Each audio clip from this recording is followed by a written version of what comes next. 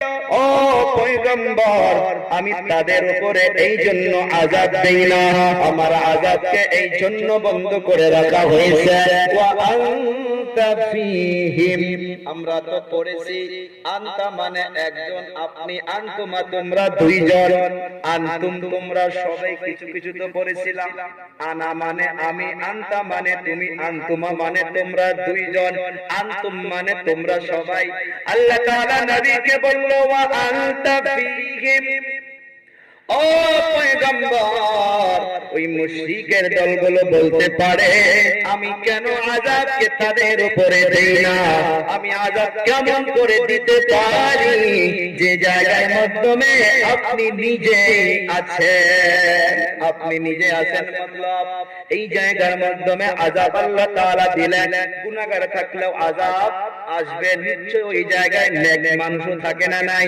আল্লাহ তাআলা বলতেছে তারা মুশরিক হইতে পারে, ওই জায়গায় আযাবকে আমি এই জন্য দেই না, ওই জায়গায় আমার বন্ধু মুহাম্মদ নিজে আছে।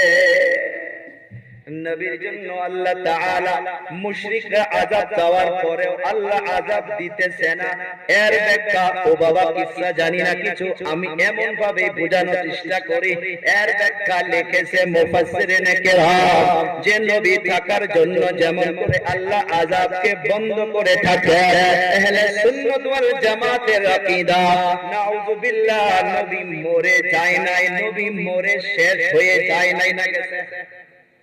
কারণ যে ব্যক্তিগুলো মদিনাতুল মুনাওয়ারায় চলে যায়, নবীর রওজা ঘরের সম্মুখে যখন দাঁড়াইয়া সালাম দেয়, যখন দাঁড়াইয়া সালাম দেয়, এই সালামের জবাবটা নবী দেয় না নাই?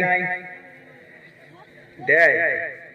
হাজার মানুষ, 100 জন 200 জন মানুষ একসঙ্গে সালাম দেয়, কার জবাব কেমন করে দেয়? দুটা উত্তর লিখেছে উলামা কেরাম, যদি পড়েছেন জানবেন দুটা উত্তর লিখেছে।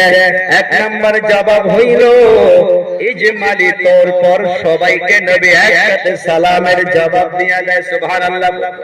আর একটা জবাব হইছে যার ভিতরে ঈমান থাকবে, যার ভিতরে ইখলাস থাকবে, যার ভিতরে নবীর ইশক ভালোবাসা সঠিকভাবে থাকবে, আমার আপনার নবী তার সালামের জবাব দেয়। আমি এইটা বোঝানো মকসদ নয়, যদি নবী সালাম নিতে পারে, সালামের জবাব যদি দিতে পারে, তাহলে নবী এই জায়গা থেকে মুনতাকিল হইয়া